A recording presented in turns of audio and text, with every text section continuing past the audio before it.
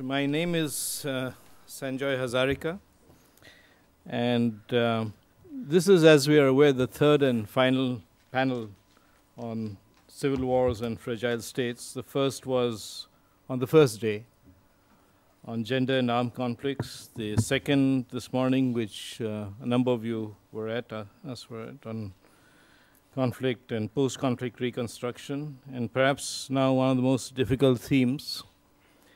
At least you're meeting in a secure room to discuss the future of armed conflict. Now, that's not a condition that anyone can predict with any certainty, but according to the material we have here, there is a certain and significant decline in the number and scale of armed conflicts around the world. Now, what I'm going to do is I'm going to just make a few preliminary remarks, and then I shall hand it over to the panelists in the order they are listed. There is one panelist who will not be here. He is cancelled at the last minute, and that's Morten Bergsmo. Bergsmo, is that right? Yeah. Who was to speak on international law, criminal law.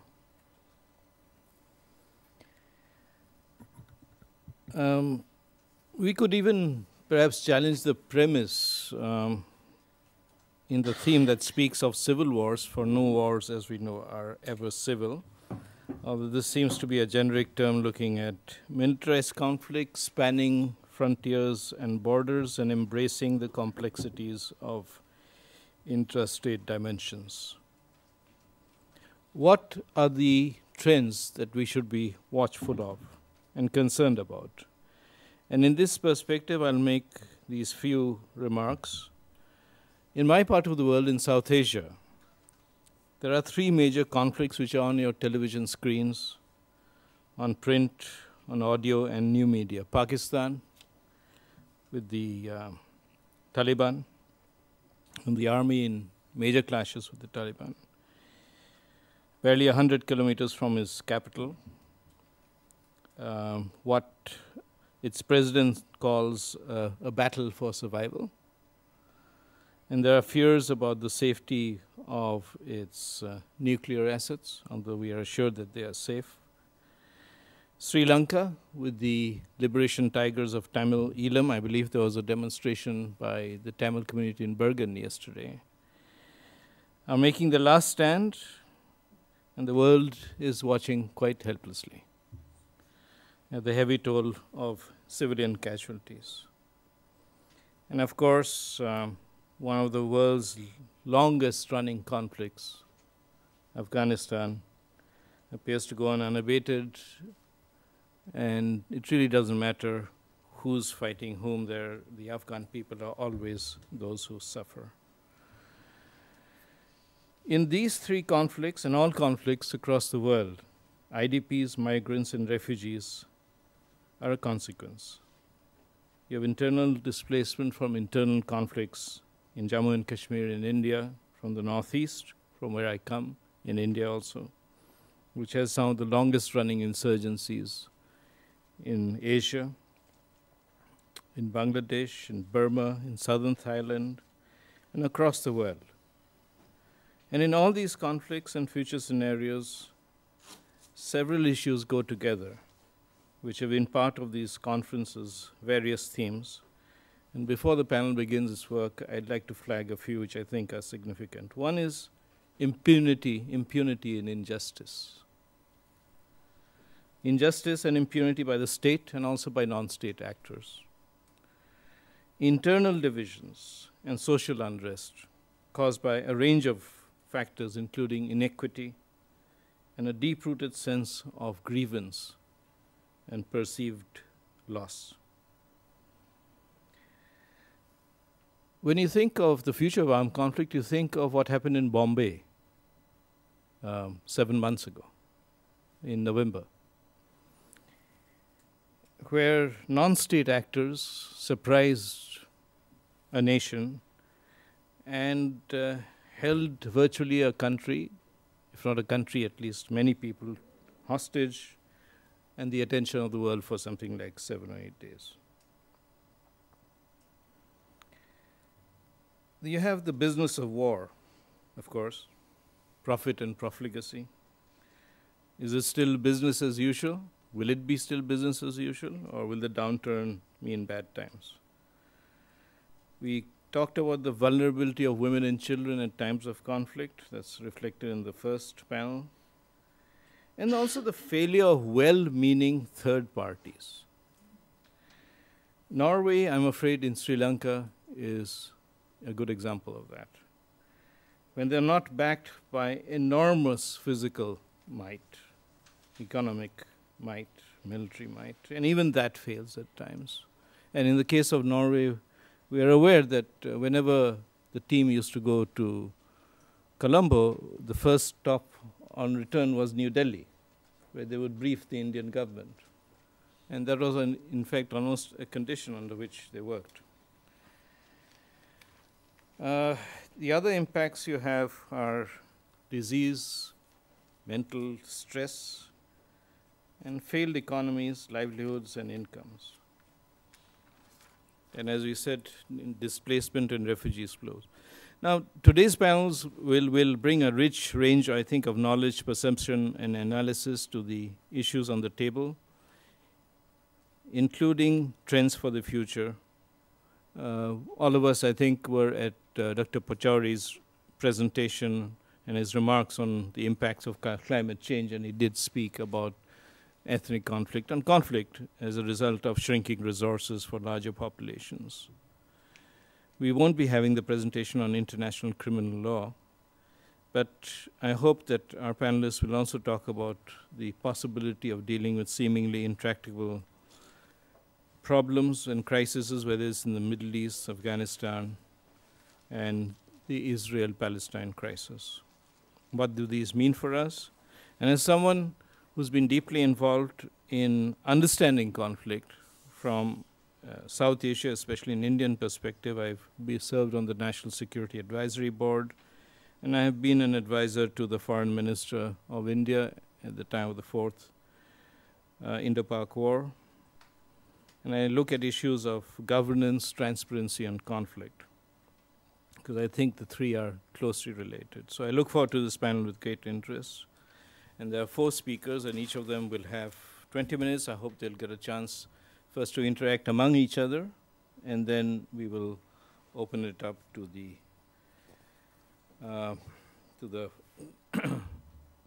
floor. This is a Prio panel, almost, except for General Saab at the end. Everybody has a relationship with PRIO. And Harvey Hegre is, of course, political science professor at the University of Oslo. He will be speaking on predicting future armed conflicts. He is the first speaker.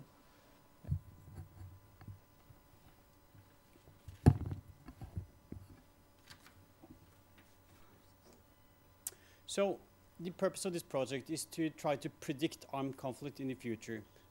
Something which obviously is a not only difficult but maybe impossible task. Nevertheless, we will make use of existing research on armed conflict to see what are the implications of that research for the prospects of predicting future conflict. So the question that we ask is, in which countries will conflict occur in the next 3 decades? So there's lots of research on armed conflict, and we have fairly good knowledge that internal armed conflicts, this is restricted to internal conflicts between a government and an organized group that uses military means to forward a political goal. Such conflicts occur most frequently in poor countries. Here in this project, proxied by infant mortality rate, low education, and young populations. Other studies use GDP per capita as a proxy for poverty. We don't have projections for that variable, so we don't use it here, but these variables cover more or less the same broad societal characteristics of a society. internal conflicts occur in populous countries. There are large countries have room for more conflicts, so to speak. They occur in conflicts in countries with a history of conflict. Almost half, there's a conflict has almost 50% probability of recurring during the first decade of the post-conflict period. And they occur in poor and unstable neighborhoods. So what we do is to combine this knowledge with the very good projections of how these variables, that is the education and demographic variables, how they will change over the next 40 years. So we use demographic projection from the UN, which stipulate what are the changes to both the size and population in each country and the proportion of the population which is between 15 and 24 years. And also the infant mortality rate. We use projections for education levels, the proportion of the population that has secondary education, or the proportion of young adults that have secondary education. Then we use conflict projection from our own model to model conflict history. And we use these two bodies of knowledge to project countries' risk of internal armed conflict up to 2040.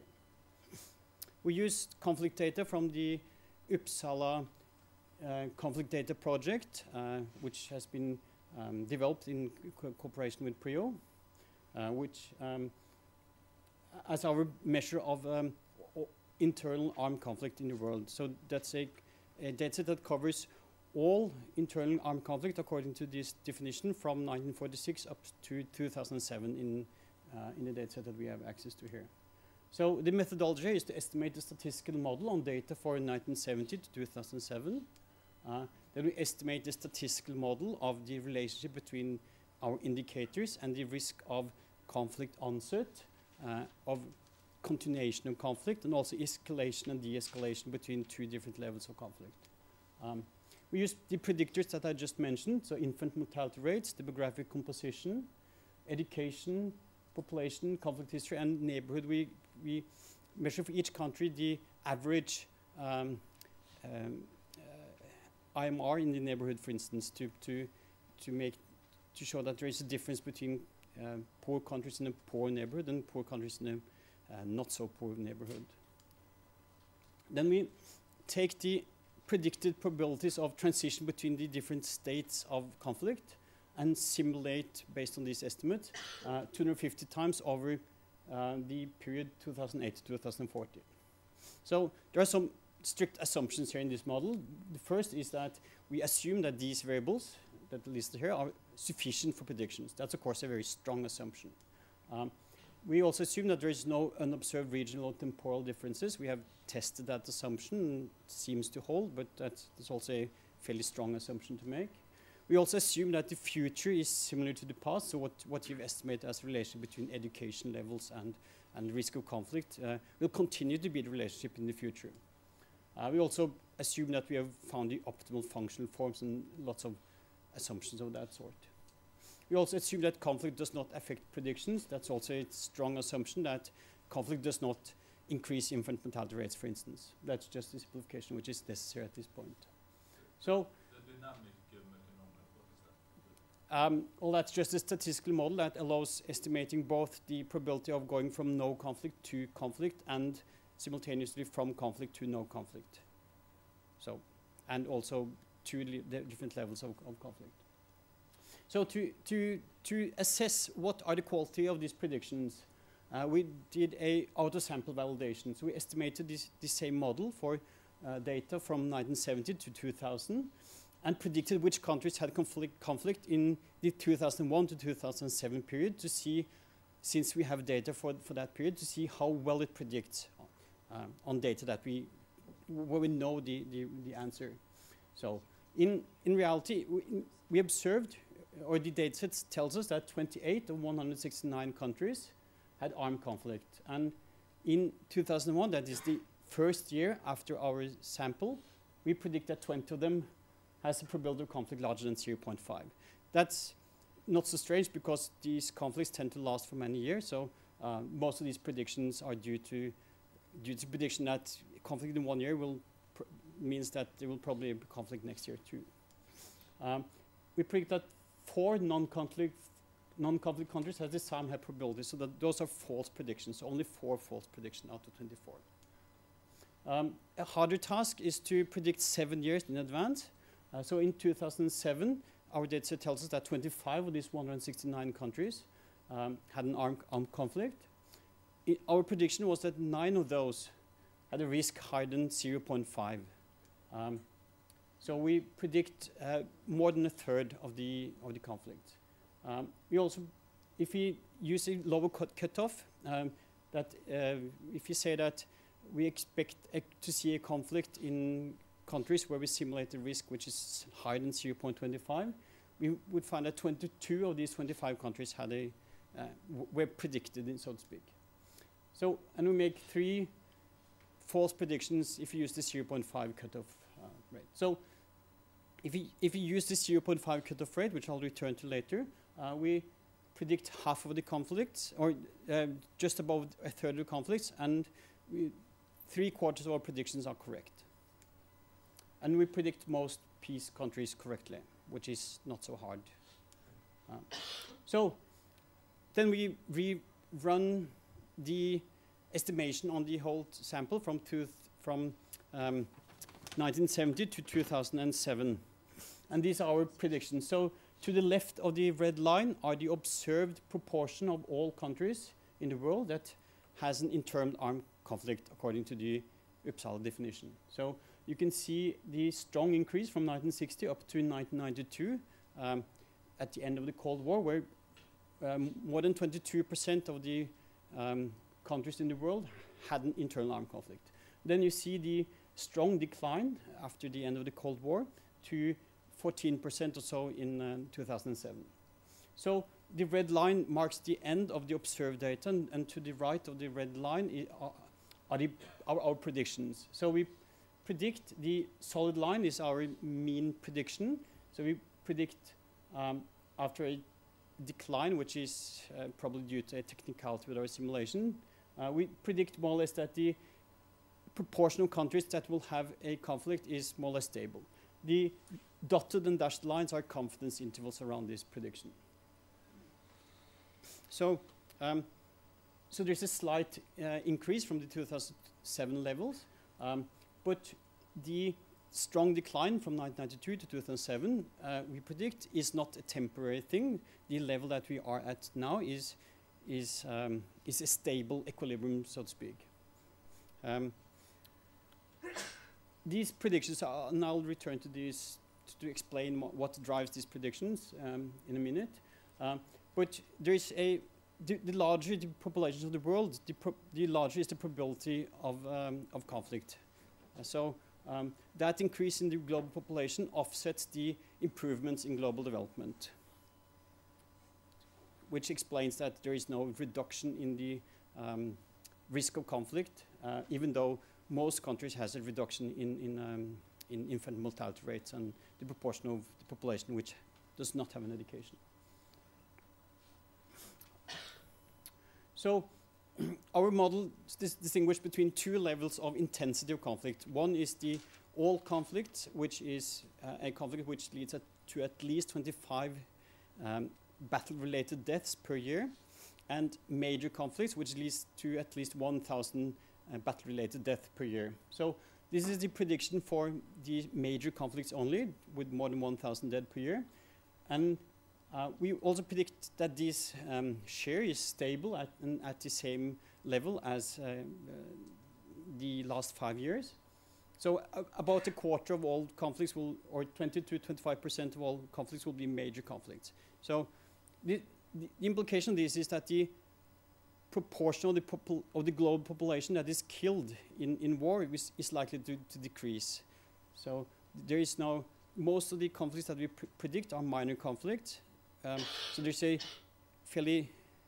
there is not a predicted increase in the number of people killed, despite the fact that the global population is predicted to increase.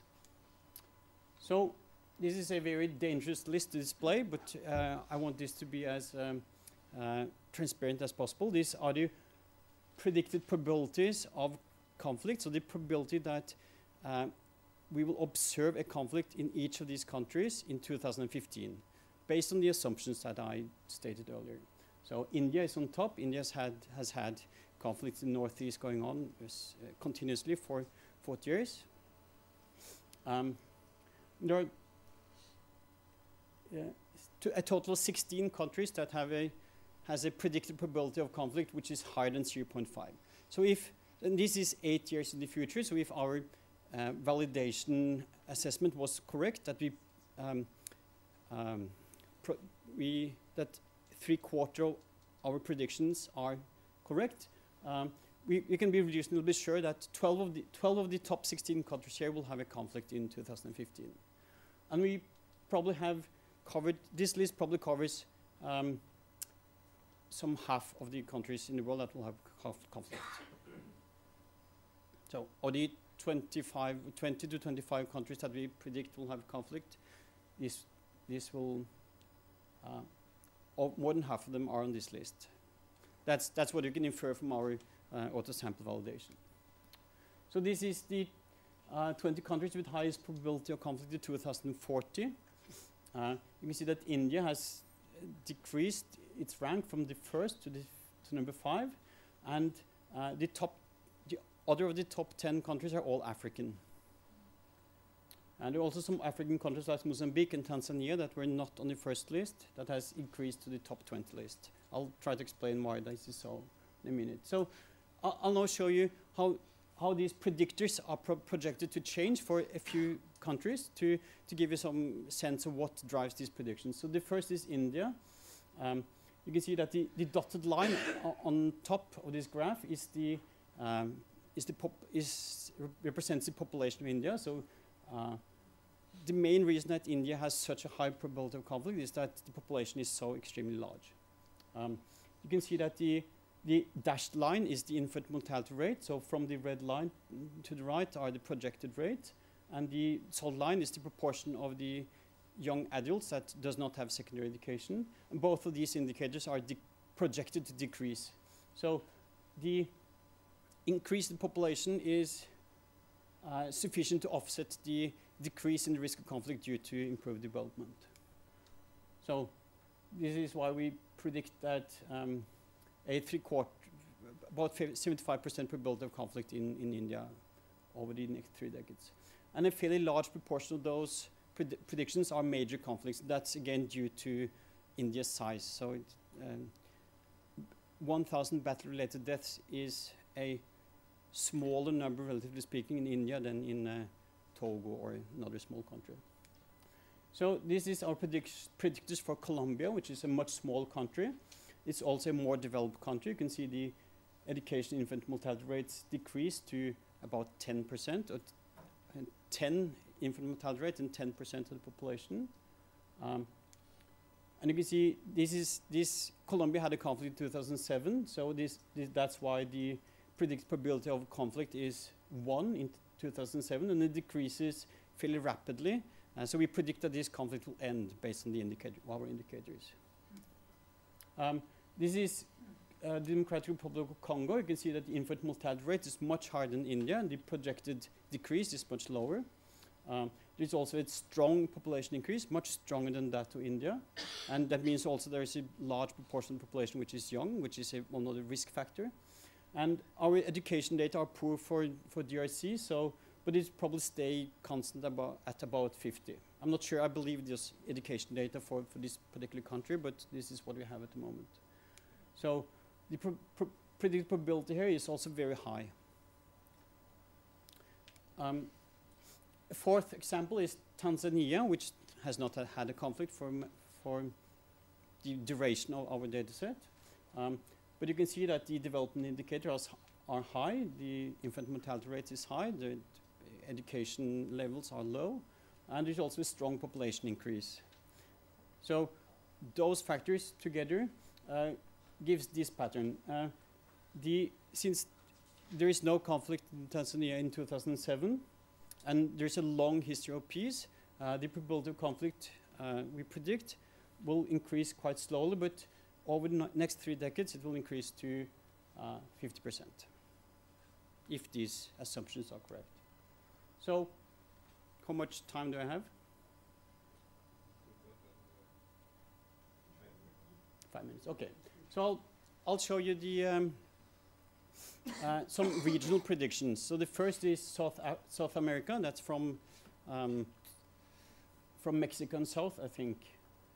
And South America had lots of conflicts in the 1980s, but since then, since 1990 or so, has had only a few, and today there's only the conflict in Colombia left. We predict that this proportion will remain stable over the next 3 decades. This is Eastern Europe, which also had lots of conflict in the aftermath of the Cold War. But based on our predictors, we believe that the probability of conflict will remain very low in Eastern Europe.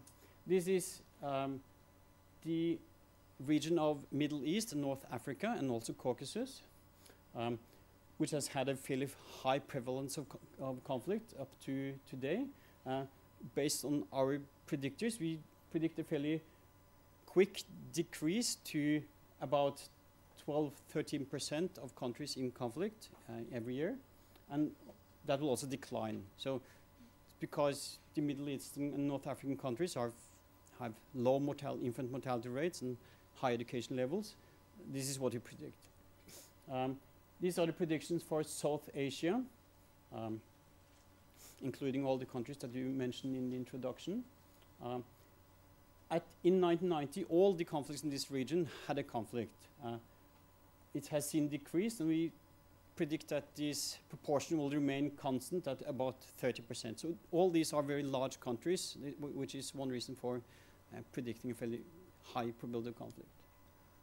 This is for East Asia, which also is predicted to have a decline. So all these regions has a decline, but since we predict a constant level of conflict, these conflicts has to occur somewhere, and that's in Africa.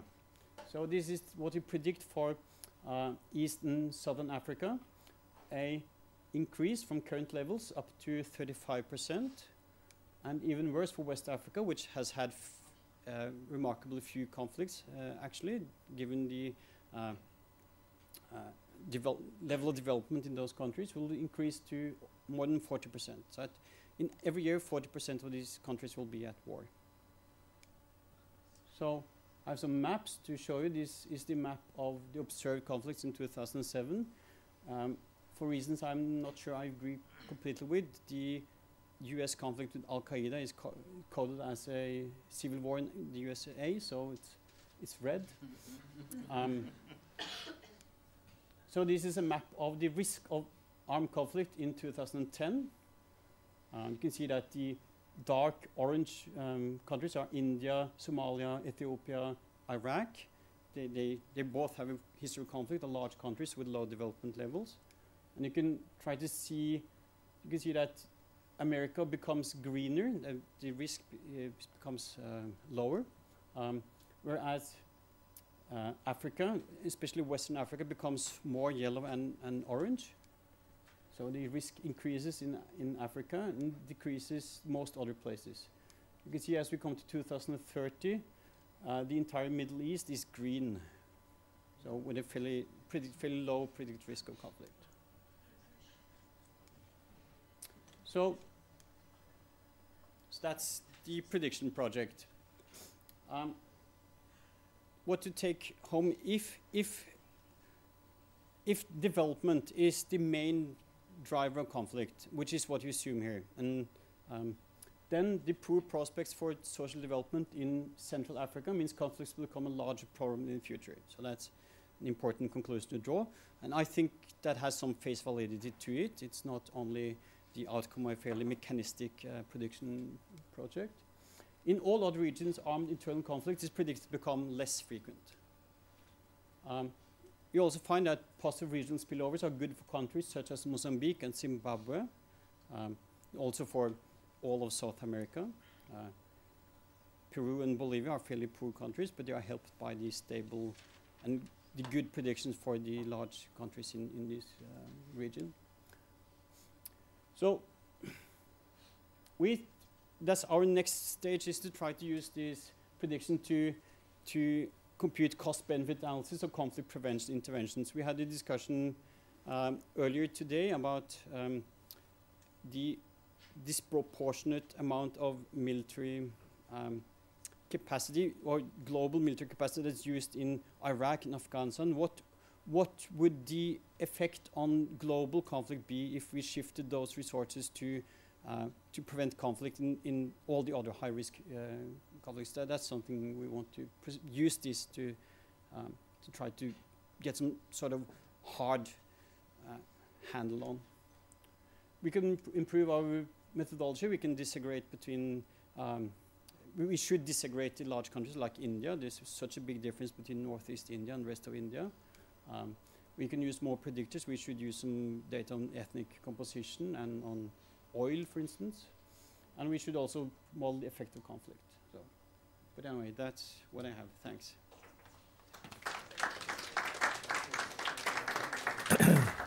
Thank you. I'm sure there'll be a lot of questions, and I'm rather intrigued that your first list of 20 didn't have Sri Lanka. Anyway, we'll get into that later. The next panelist is General A&M Munizur Rahman from Bangladesh. He's the president of a new think tank called the Bangladesh Institute for Peace Studies, which is located in Dhaka, the capital of Bangladesh, and he's the former Director General of another think tank called the Bangladesh International Institute for Security Studies, which is partly run by the government. I'm talking about this, where you were before, not your new one. So, please.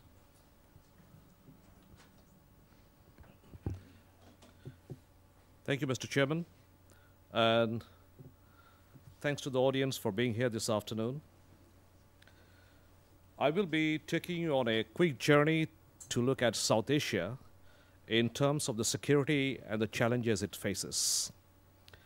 Going by the prediction of my previous speaker, you'd agree with me that South Asia is extremely vulnerable in terms of the security challenges it faces, because out of the 8 South Asian countries, at least 3 were ranked in the first top 20 of probable risk countries in terms of conflict.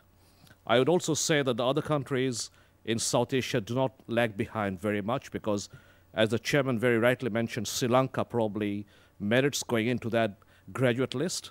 I would also say, with the recent events in Nepal, the country is again gradually falling back into the state of anarchy, with the Maoist government falling apart again. And there are equal tensions in other areas of South Asia. So South Asia becomes extremely important in terms of surveying the landscape if we want to see the conflict potential and the challenges it faces. Please bear with me, because I shall move slightly quickly and skip some of the slides. These are some of the highlights that I shall be mentioning in my presentation, and these are the major issues that face South Asia today.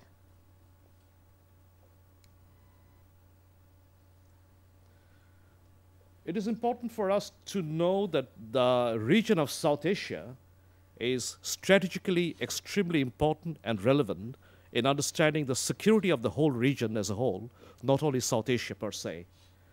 And countries included in the South Asian region, the 8 countries, Bangladesh, Pakistan, India, Bhutan, Nepal, the Maldives, and Sri Lanka and Afghanistan, that together comprise the South Asian region, which also has a regional body called the South Asian Association of Regional Cooperation, or SARC. And the forum that was established in 1985 is increasingly becoming more a dominant or a relevant player, although it should have done better even in the past, but it somehow does not address any security issues directly. The South Asian security architecture is not very even, in the sense that it does not have a well laid out security structure, but it has certain security architecture indicators. And the indicators that I would like to lay before you is the alliance pattern in South Asia, particularly the Indo-US nuclear deal, and the ongoing Sino-Pak relationship, which is also called by the Pakistanis and the Chinese as all-weather friendship.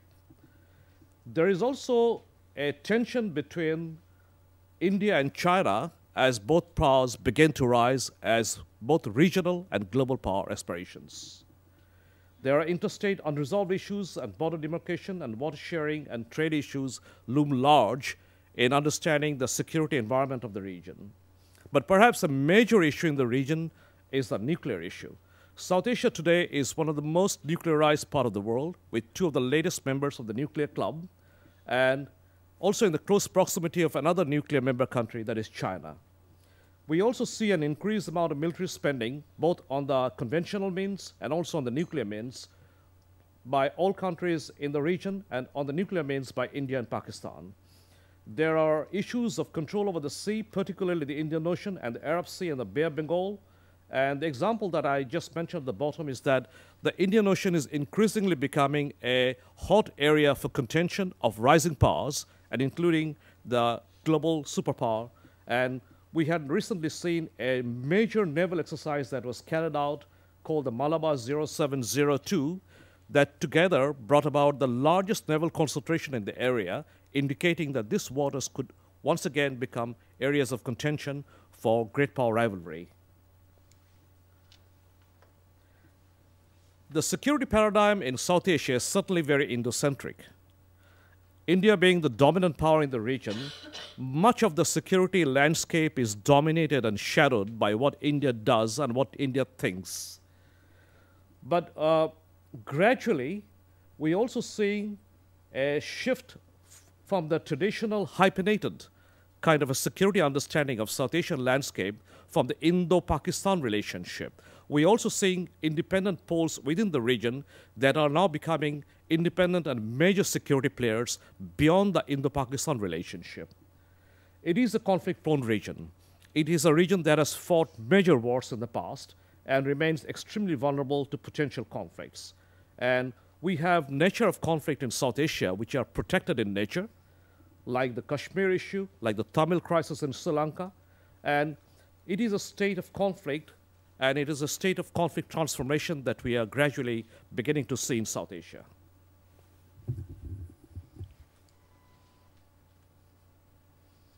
But why is South Asia so important today? That is a case that we must understand as we go on to discuss other issues of security of the region.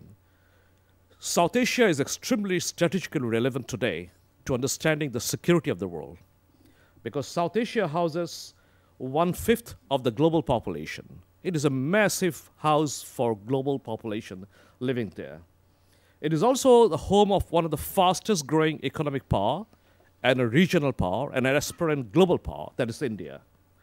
It has 2 nuclear club members, the latest ones being India and Pakistan.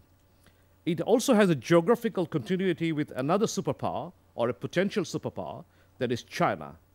It is a region that is the Indian Ocean Rim region, which is becoming extremely strategically and security-wise relevant.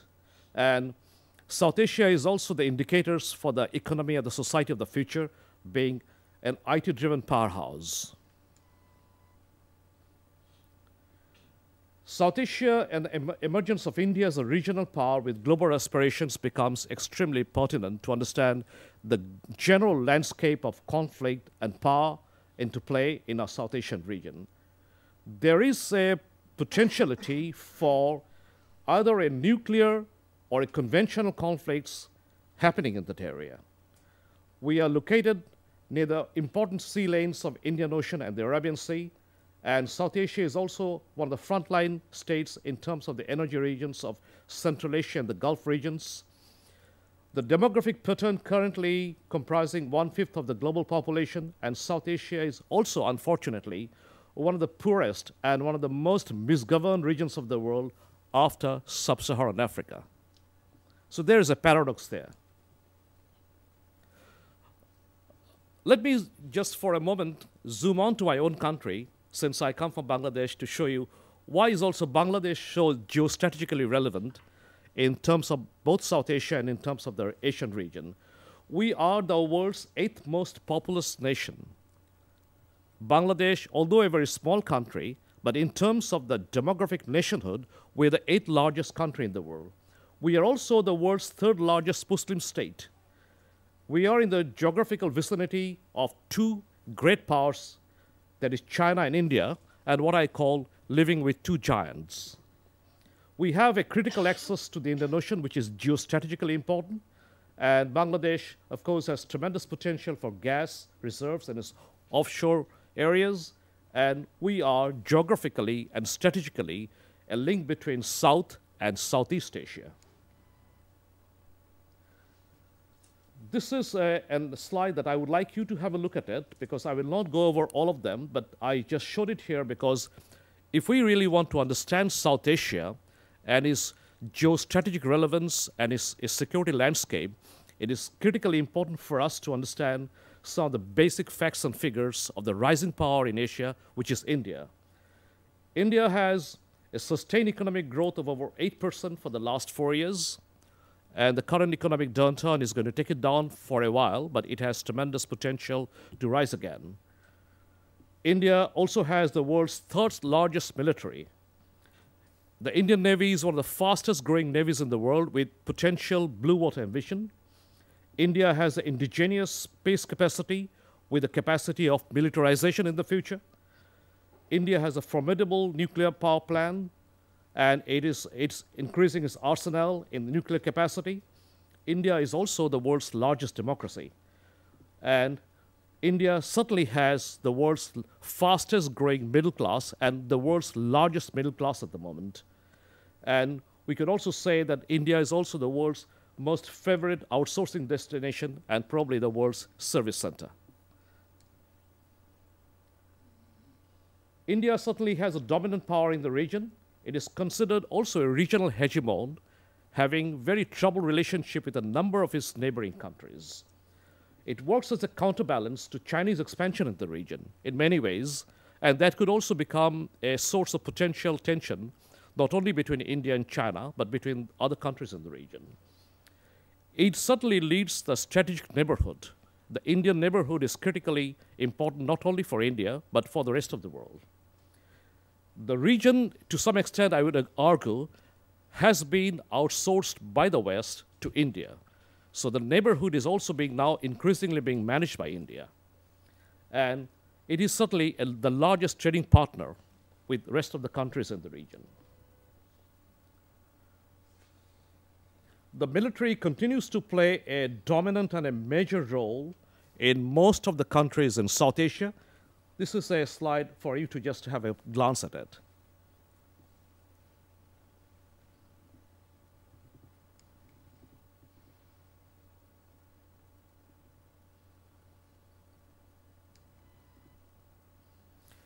I shall now survey the security landscape and the challenges from 3 different platforms. And it brings me to say that the challenges to South Asian security is multiple, because it comes not only from a single platform, but it comes from multiple platforms of challenges, starting with nuclear, traditional, non-traditional, and transnational. In terms of the nuclear security of the area, as I said, it has 2 nuclear member countries. It is in close proximity with another nuclear power, which is China, and both are expanding their nuclear capacity. There is a problem that if there is any nuclear fallout from either a conflict or an accidental conflict of any nature, the region becomes extremely vulnerable with extremely high population concentration in the area. There is also a growing demand for civilian use of nuclear power in South Asia, so therefore we will continue to see expansion of nuclear usage, not only for military means, but also for civilian means.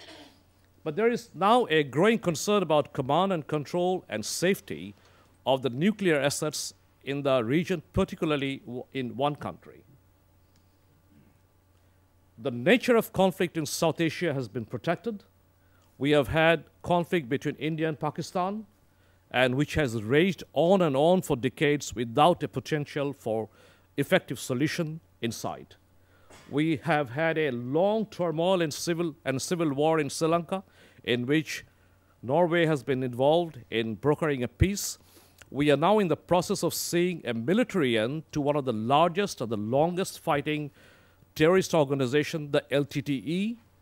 But I would also argue that the end of the LTTE militarily is not a solution to the problem in that country, because the real solution and a sustainable solution to the Sri Lankan ethnic civil war has to be not military alone, but a combination of military, political, and diplomatic. There is also an increasing fear and a threat of Maoist insurgency in the region, particularly now being waged in India. The Maoist insurgents have taken over a complete country in Nepal and changed the political system of the country. They are now fighting in about 18 states out of the 27 states in India, and with increased ferocity and capacity. So the Maoist insurgency problem is not only in Nepal, it has now spread to India. There is a potential for linking up the Maoist insurgents from India into leftist groups in Bangladesh.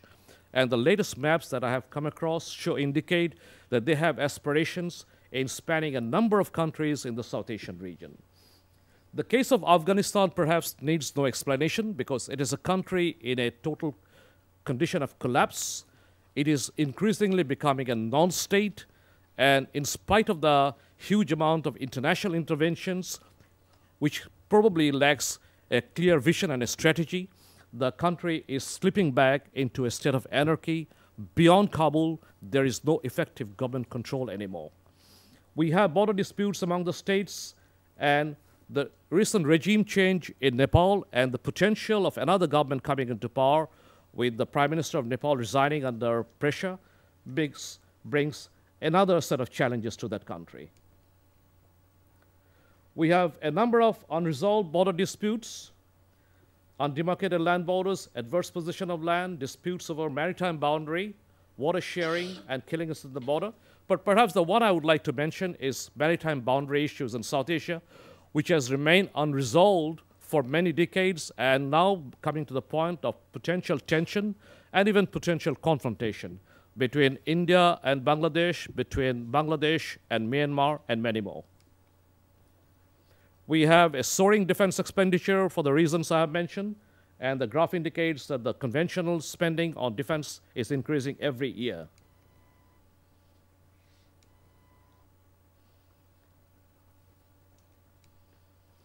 Let us quickly touch upon some non-traditional issues facing South Asia in terms of security.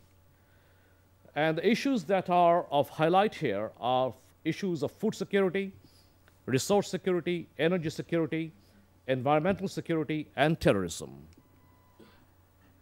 South Asia is extremely vulnerable to the food security situation of the region. The region came very close to a food security situation last year when the global prices of the food resources soared, but in spite of the fact that it has a very large number of mouths to feed, it has very little safety nets. Therefore, food remains a vulnerable area for security of the region. The energy situation is equally precarious because it is one of the fastest consuming regions of the world.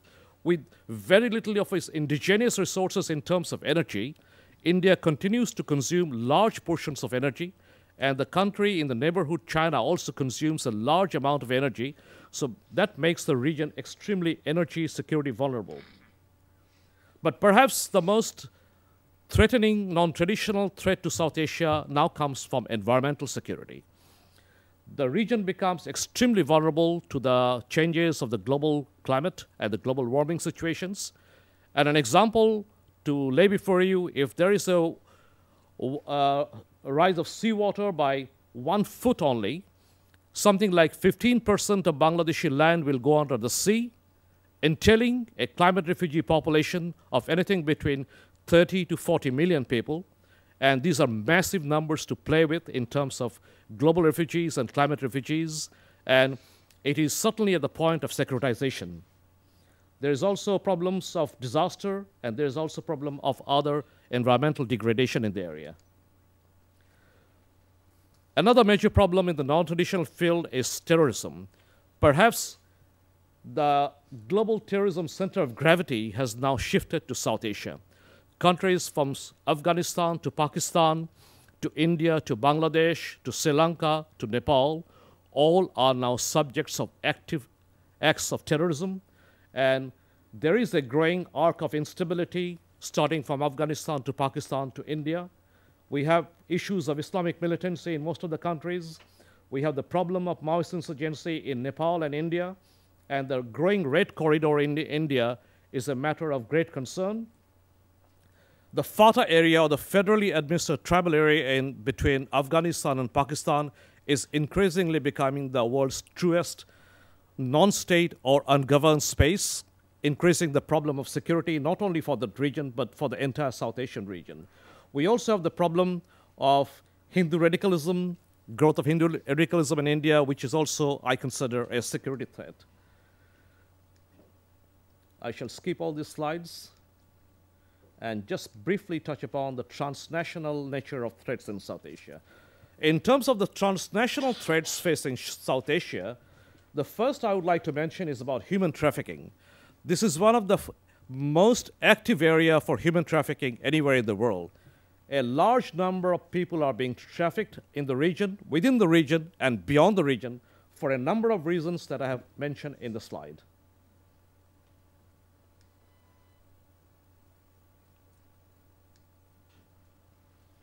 South Asia also has an active problem of small arms smuggling and proliferation.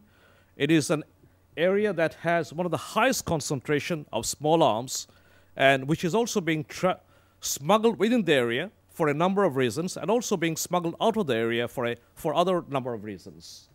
It also goes to the militants and terrorists, and small arms increasingly has become a major security problem in the region.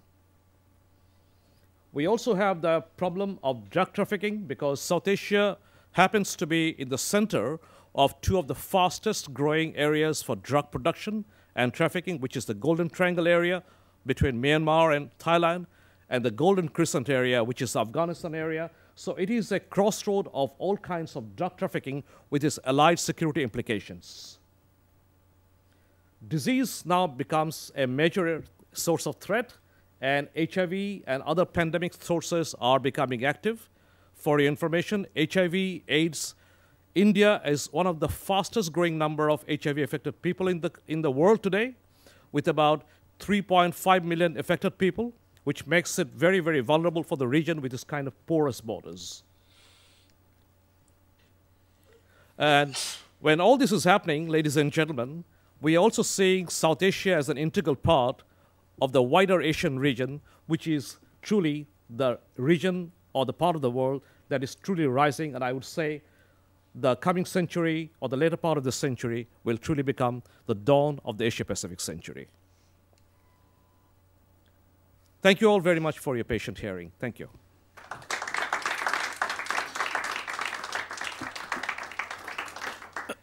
Thank you, General Munirul Zaman.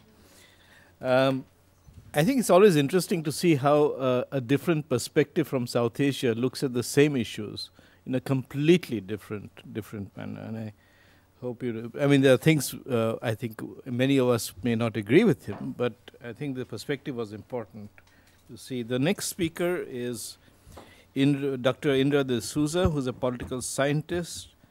His fields of interest are development, globalization, the impact of trade and foreign investment on poor countries. He looks at civil and international conflict. He has a PhD from the University of Alabama, is professor at the Department of Sociology and Political Science in the NTNU in Trondheim, and is also an associate scholar at the Center for the Study of Civil War. Yeah, thank you very much. Thank you for being here and inviting me. Do you mind? I can't figure out how you put the presentation on. You know this one? No.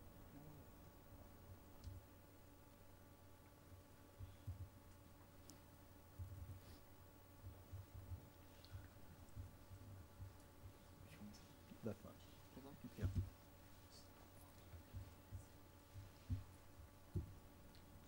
Okay. And right. Yeah, and so my understanding for what my task was today was to speak something about the future of civil conflict. And so I'm going to think outside the box, and it's sort of professorial license. Even if you make very strong assumptions and those assumptions are long, you're allowed to push it and then push back when you when you can't push it any further, right? So your task is to push me back, but I'm going to really push on forward, right?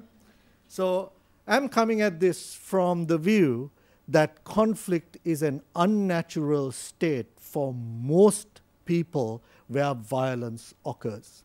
Most people don't participate in it, they don't agree with it, and violence is a form of strategic silencing, okay? So I don't think of conflict when we think about civil conflict as armies clashing on the field like in the 19th century or World War I and World War II. I think of these as very few people who are very well placed to kill others in order to achieve what they want to achieve, despite the fact that all these nice things that we think of as states of development that cause conflict simply do exist but do not happen, right? Old ladies with low education don't participate in conflict. The state of development is just a proxy for how people relate to states and to each other, okay? And what are the opportunity costs of a few to do really a lot of bad, right? So I like to think of conflict not as this mass phenomenon, but rather very, very much like private gain rather than providing great public goods of changing governments and things like that, okay? So the Maoists of India spend $2 billion Indian dollars buying guns ostensibly for the sake of fighting for people who are landless. 2 billion rupees is a lot of land in India, okay? So that's the kind of thing. Everything we hear about conflict is simply representation. And it's a kind of a discourse which from far away looks appealing and meaningful because every textbook that we study tells us something about the French Revolution and how Norway got independence and all this kind of stuff, right? So I'm going to think outside that box and really try to say, why is it that we engage in this very costly behavior when you could be doing something else with that money, right? So at the very minimum, conflict has to be feasible. And then we've got to understand conflict in those terms. So having said that, now what Hova did and all that, or the fact that we know that development causes conflict or inequality causes conflict is true. I'm not denying that. But they're simply proxying the way in which people relate to each other and the state. So it's not states of development, but it's about the development of states and the broader picture of the state-society, society-society interaction that matters.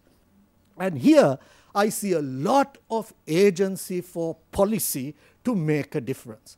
One of the ideas that I think allow us this handle of policy is to ask the question, if the world is moving towards a more liberal economic and political future, is this likely to be good or bad? And you all heard the debates ever since Adam Smith and Marx's critique of Smith. We've heard the debates about whether or not a capitalist, a liberal economy, or a market economy matters for, as if by a hidden hand, according to Adam Smith, bring about other kinds of social outcomes that are beneficial for society, right? So this is the question I'm simply trying to figure out in a large sense. You've already seen this statistic. This statistic tells me right here, this is the risk of civil war using the 25 battle deaths and above threshold. You've already seen it from Hova's graph as well. Don't tell me that there is something radically different about the world suddenly after 1991 that makes the world so much more safer than it was in 1980s, right? So that is all those factors that cause grievance and infant mortality rates and states of development simply have not radically changed that much. This is just a simple way of saying conflict was more feasible during the Cold War for ideological and strategic geopolitical reasons. That's very simple. Why was it feasible? Because you could do it on the cheap. There were superpowers willing to bankroll all kinds of movements.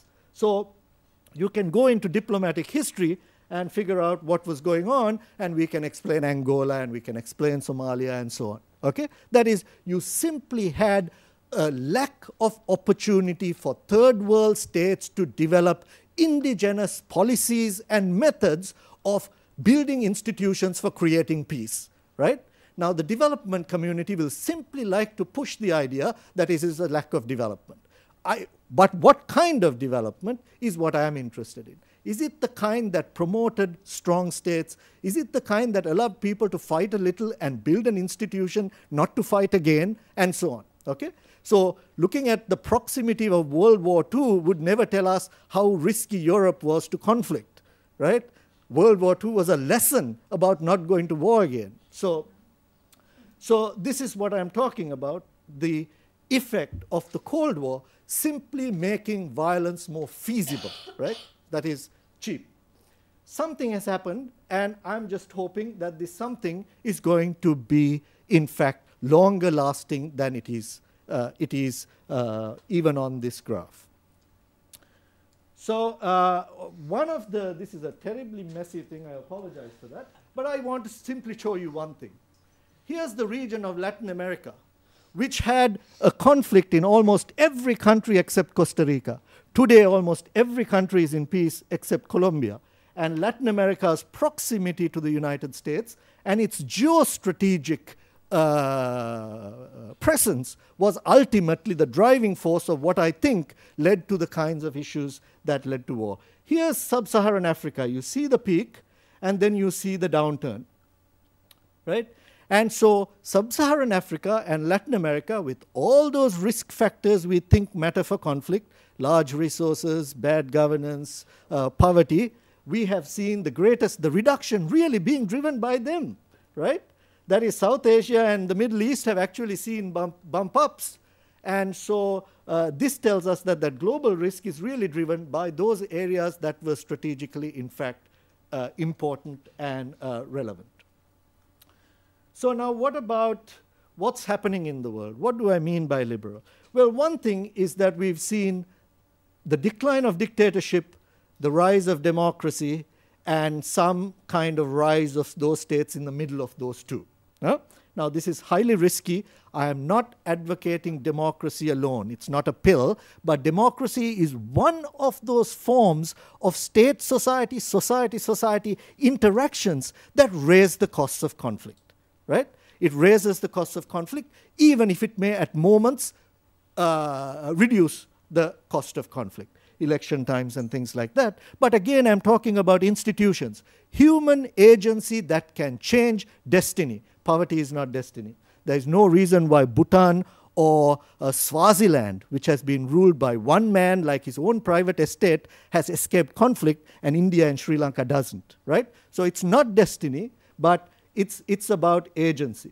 And here's something I did for oil exporters and non-oil exporters. It doesn't matter, but the point I was trying to make there, that access to wealth and finance for states alone is just not enough. There is something else happening.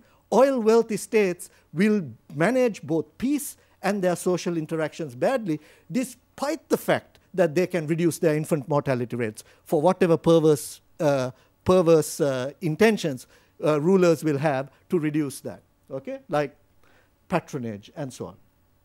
And so you can see again here the incidence of democracy in sub-Saharan Africa really rising. I'm not saying democracy is that one pill you take to prevent war, but that these two go in together in a way that increases the chance of that social state, social interaction to be better. This is what I'm really interested in this presentation. It is something about the way in which people to people relate to each other through markets and the way in which they have confidence in states that allow the management of markets that are fair and, in my way of thinking, rather free. So you can go back to Adam Smith and read or Mandeville and read The Fable of the Bees about why is it that people cooperate. Does the guy who goes out and hunts the deer and brings the deer to market, does he do that because he loves his fellow man like the church tells us? Adam Smith said that's foolish. He doesn't do it for those reasons. He's doing it out of self-interest.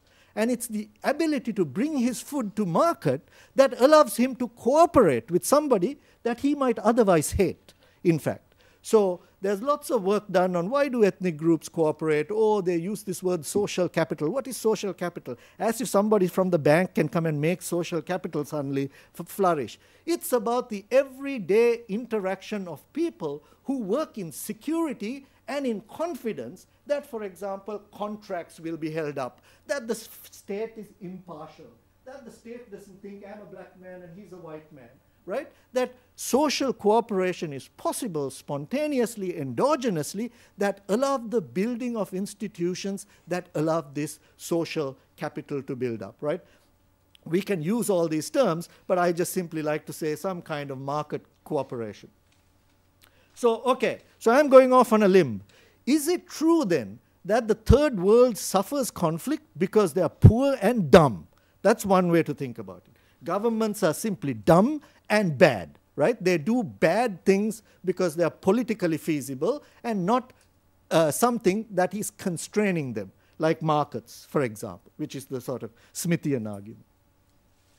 So I've done something here, sorry again about the table, in which we have looked, just using a simple model of the onset of conflicts, using other people's data, and using a measure of economic freedom that is collected by a Canadian institute called the Fraser Institute that looks at economic freedom in countries along 22 dimensions, right? Are people free to transact? How involved is the government in the economy? How secure are property rights? We heard a presentation by Scott this morning about these kinds of things.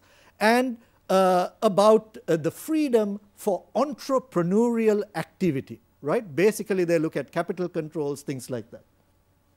You can see, I don't want to dwell on these results, almost across the testing method, even after we control for things like institutional quality, which is legal security and property rights, even after we control for bureaucratic quality and the low corruption, even after we control for these kinds of things, economic freedom matters negatively. And guess what? The substantive impact of that result, not just the statistical significance, is also quite large, particularly if we relate it to something like per capita income, right? Per capita income is thought to be one of the measures that explain civil conflict most robustly.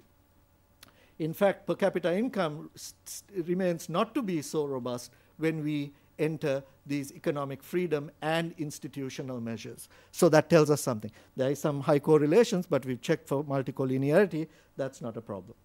Then the stopping civil war is really not the whole story. North Korea has no civil war, but do we want to live in North Korea, right? What we want to know is there a kind of a negative piece as well? Some people have said this. So if capitalists control your economy, it may not be sort of spontaneous social cooperation and state social relations. It might be simple repression, right? Marxists made that argument. Or the capitalists will never allow us to have reform or democracy. Why? Because the capitalists control the means of production. Okay, so if you have an economy that's free, is it also going to predict repression? The answer is no. It's almost uniformly, robustly negative, and so are the institutional variables, right? And so both good institutions and economic freedom independently predict lower repression, so that peace effect is not coming because of a repression effect.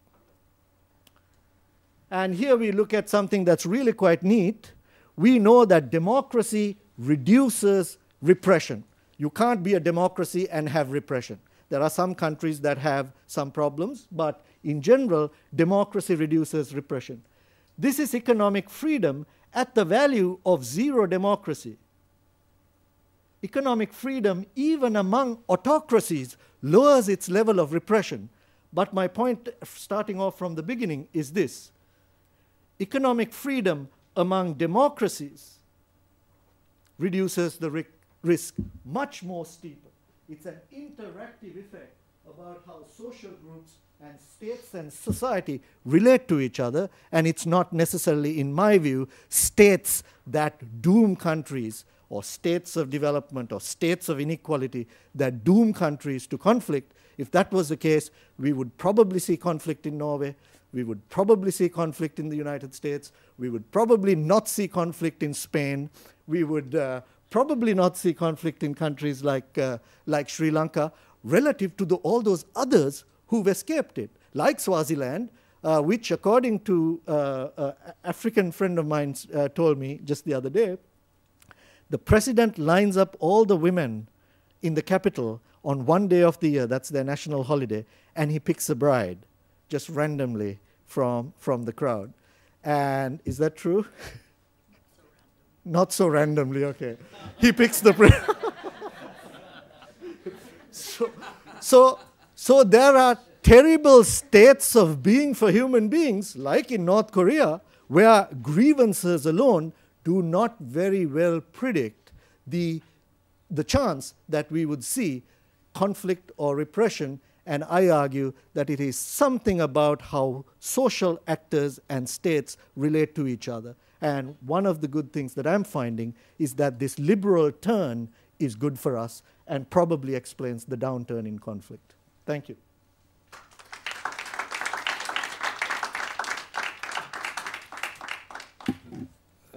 Thank you, Indra. That was very passionate, very interesting, and I'm sure we're going to have a lot of fun with this. And I think it's very important, the whole process of civil society, the involvement of civil society in many of these issues, and the fact also that, and I hope we'll come to this during the internal panel discussion, the need for greater sophistication in analyzing the concepts of conflict. Okay, the next speaker is Halvard Buhag, who's a senior researcher at the CSCW, the Center for Study of Civil War, and he's a PhD at the Norwegian Institute of Science and Technology, and is going to talk about climate change leading to more wars, question mark. Thanks, Chairman. Let me just start by saying that it is not an easy task to follow up on these three excellent presentations, and also trying to keep you awake throughout the next 20 minutes. But I will try, and I will try by posing this seemingly rather important question: will climate change lead to more wars? And I should start by giving credit to two of my colleagues at PRIO, Nils Petter Gleditsch and Ole Magnus Theisen, because this presentation will be based in large part on a report that we delivered to the World Bank last year on implications of climate change for armed conflict.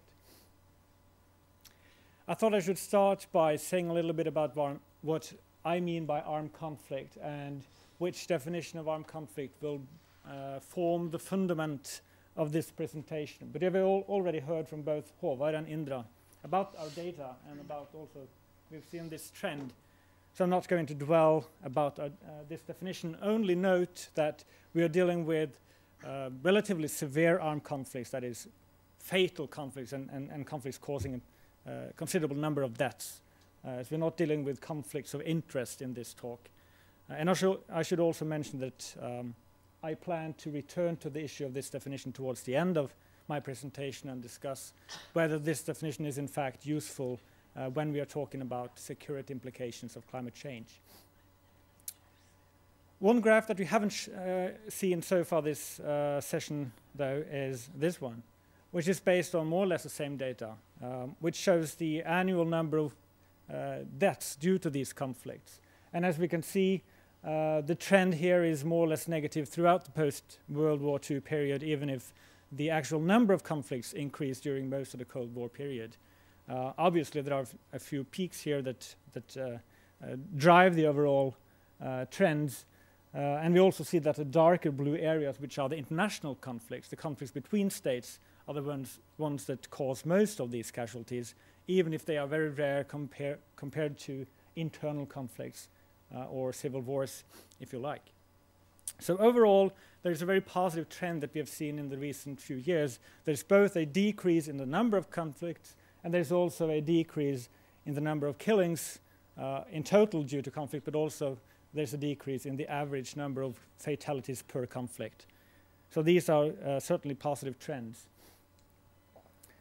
The question then is whether climate change threatens to reverse this trend.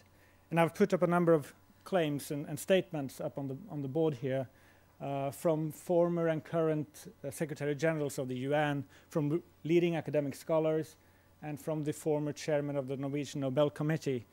And they all, and I think this is important to note, they all refer to security in a narrow sense here. They're dealing with armed conflicts and wars, not just human security in a wider sense of the term. We're dealing with global terrorism, first of many climate wars, all-encompassing threats, etc., etc. So certainly there is a strong feeling and a strong belief among policymakers, among NGOs, and among several academians that climate change is in fact a considerable threat, not only to human security, but also to peace, more narrowly defined. Now, if we look more closely into the debate and also into the arguments of these relatively alarmist claims, we see that even if there is a dominant view that climate change might or is likely to increase the frequency of conflicts, this effect is only expected to work indirectly. That is, there is no deterministic relationship, and there is also no direct relationship between changes to the environment and the likelihood of conflict. It will work indirectly. And one of the terms that is often heard and often repeated in this debate is climate change as a threat multiplier. That is, it adds threat to already vulnerable areas that are suffering from poverty, perhaps from ongoing violence, from diseases, etc. Now, here is an attempt to visualize the general argument linking climate change and adverse environmental developments to armed conflict. And again, we see a distinct multi-stage pattern where several aspects of climate change, including sea level rise, more extreme weather events, and increasing resource scarcity, first and most directly leading to, in some areas, in vulnerable areas, to a reduction in general livelihoods. And then this effect might integrate and have an effect on population settlement patterns, migration, political instability, economic instability, lack of growth, weak states, and there are a number of other potential catalysts that have been promoted as linking these overall physical changes to the environment to a high risk of armed conflict. So again, climate change is only thought to work indirectly and adding to already latent stressors in certain societies with respect to political and economic conditions and also demographic conditions. Okay, this trend doesn't come out exactly as it should, but nonetheless, I thought I should mention a couple of paradoxes that perhaps haven't received the attention that they should have in the current debate on security implications of climate change. And the first paradox relates to ongoing trends in climate and also how that compares to ongoing trends in armed conflict. This graph we all saw, or a similar graph we all saw during the public session earlier today, where Pachauri showed the global increase in in temperature over time. Here we have the graph from 1946 till 2007, and we see that there is a relatively steady increase in the average global temperature, although it really started to take off during the 1980s and onwards. A similar trend can be seen if we look at sea level rise. The average sea level globally has increased by approximately 15 centimeters during the second half of the previous decade.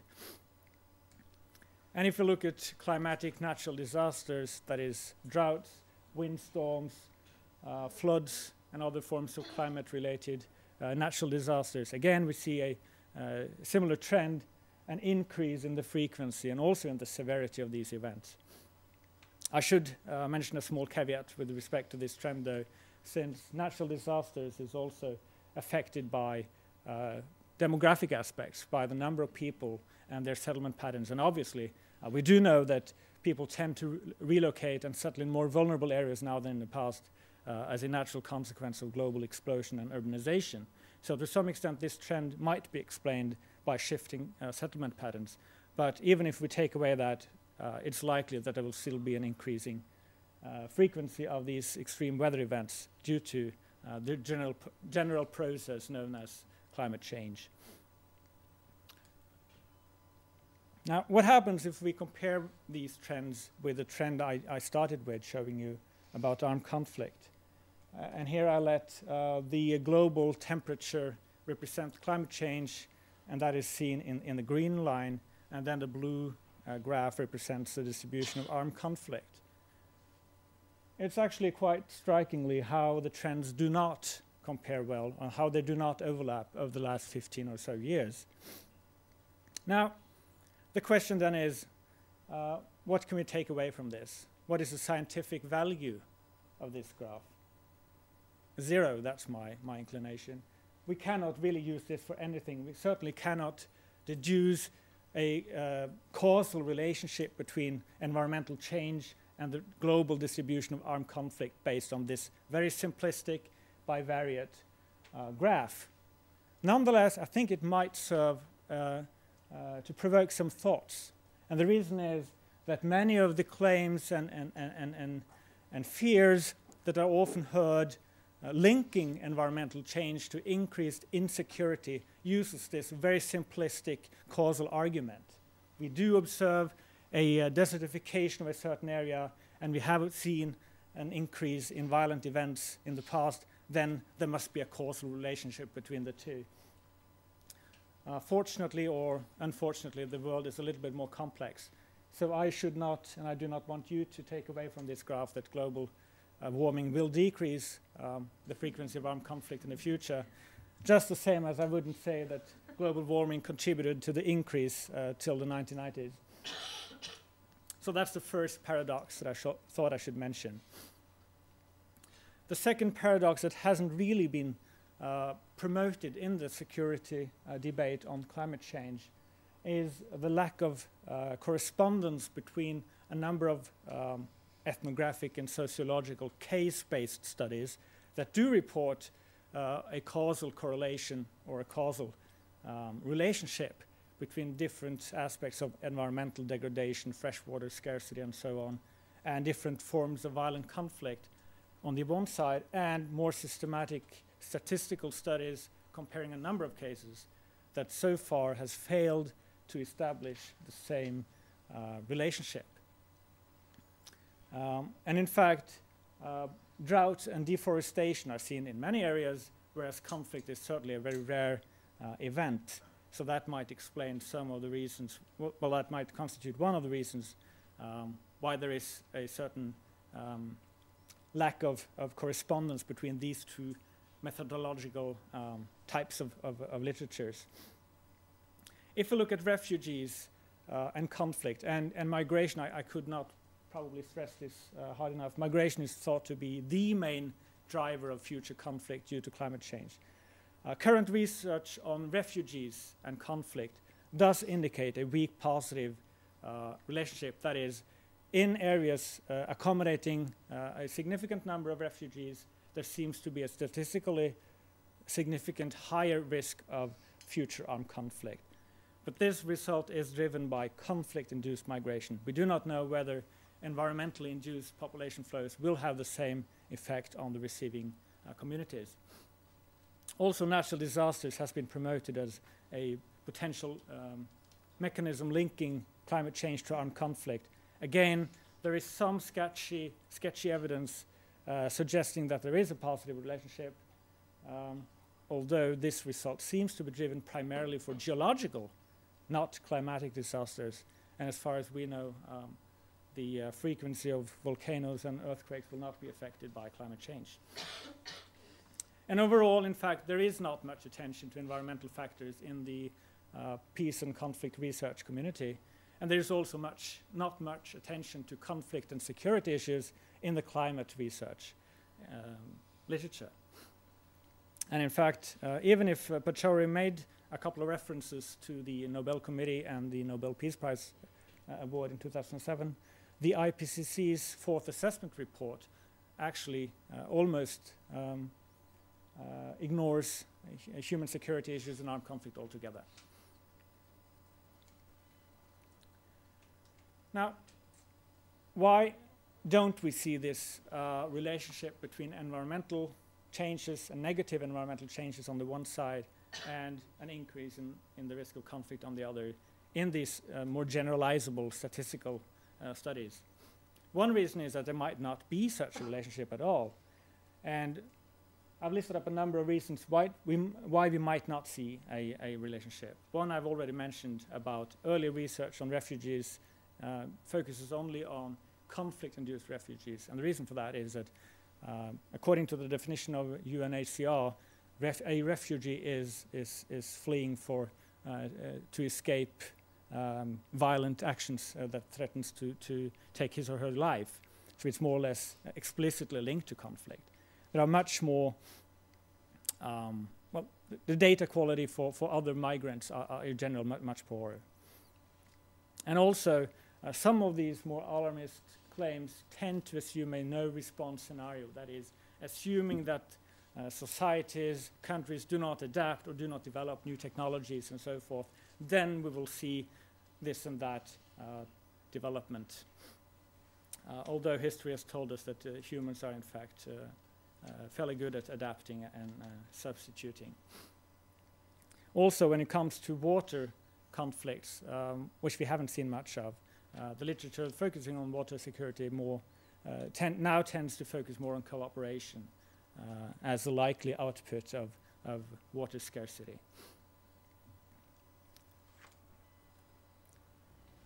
Okay, if that is true, if there is no relationship at present, and if we don't really have any reasons to be worried about security implications of climate change in the future, does it really matter to give claims and give the impression that we do have reasons to be worried? Well, first of all, blaming conflicts on an exogenous factor like climate change is kind of giving credit to the regimes that do ignite these conflicts and let them slip away, so to speak. Also, if climate policies and environmental friendly policies are conducted as in the means of conflict prevention, that is certainly not the most effective ways of preventing conflict. And also certain policies might have unfortunate side effects. For example, if we were to ban emissions of carbon dioxide from China tomorrow in order to reduce likelihood of future conflict due to global warming, that might have significant side effects in terms of the economic prospects for the Chinese population. Okay, so the preliminary conclusion, and I do have a few more slides. Are we witnessing a research paradox? Are we crying for more money, although there are no reasons to expect a relationship here? The environment seems to be irrelevant for conflict, and conflict seems to be irrelevant for climate change. So why bother? The main reason why we should bother is that the current research on environmental factors in armed conflict is limited by a number of problematic issues. Poor theory leading to underspecified and wrongly specified models. Poor data is certainly a huge factor here, although efforts are being made to use remote sensing and so on to try and get more and better environmental data. And also there seems to be an incompatibility not only between the case-based research, which tend to focus on often quite small conflicts, intercommunal types of violence and so forth, and these statistical studies which tend to focus more on these major civil wars and interstate wars. And there are other problematic issues with this literature as well. So I'd say that research is not only justified, but it's certainly much, much needed. And there are, in fact, reasons to be concerned. We've also seen this map before. I showed a similar map, or a almost similar map, of the distribution of armed conflict worldwide. And the thing to take away from this map is that if we had shown a map of areas where we expect future environmental change to be most extreme and most adverse, we would see many of the same countries popping up. So this then might suggest a vicious cycle, or an increasing gap between the haves and the have-nots, between those who already are able to avoid violence and conflict, who are politically stable and economically well, doing well, and those who are suffering from conflict and political instability today, and who are not in the same position to handle future climate change and are poorly able to adapt. Those are also the countries that face the most grave future environmental developments. I have a number of research priorities. I'm not going to go through this here, except mention just a final point.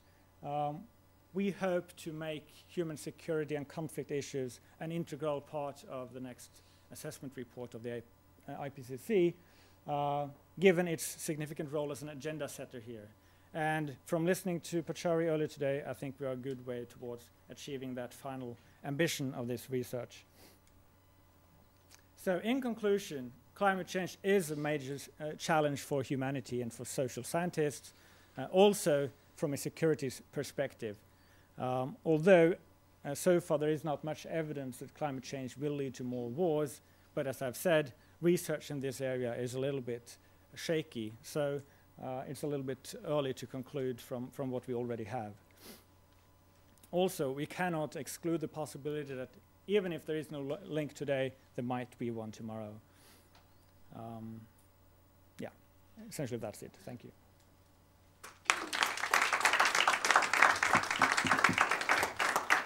Thank you. If the panelists will just take their seats.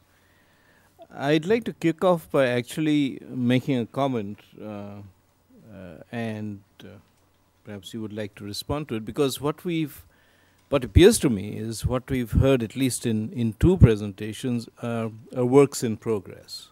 You know, that these are issues that need much more detailed research, much more sophistication in unraveling the complexities that the fabric of societies like South Asia, or certainly India for that matter, not just Bangladesh, Pakistan, Sri Lanka, the fabric that is woven of the societies there.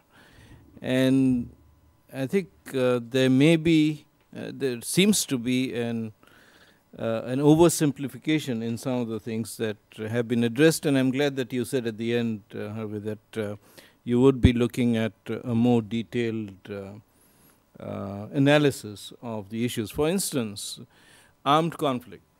How would you describe a non-state-driven riot between, say, Hindus and Muslims somewhere in India?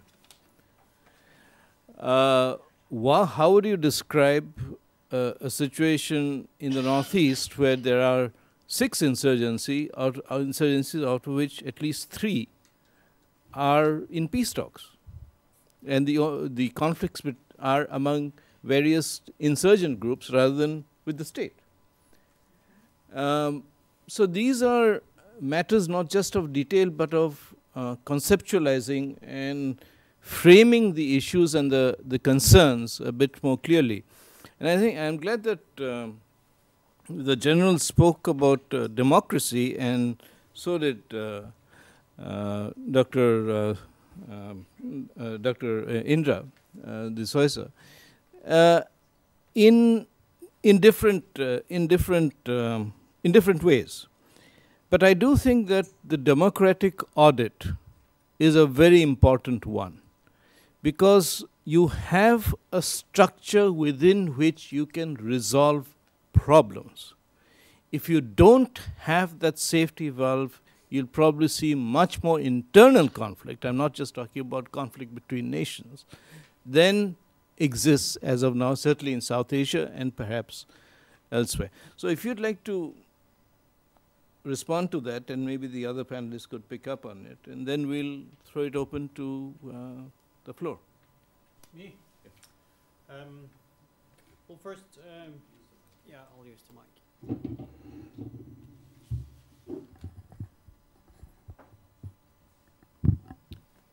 first, just to note, you're missing Sri Lanka, and so do we actually.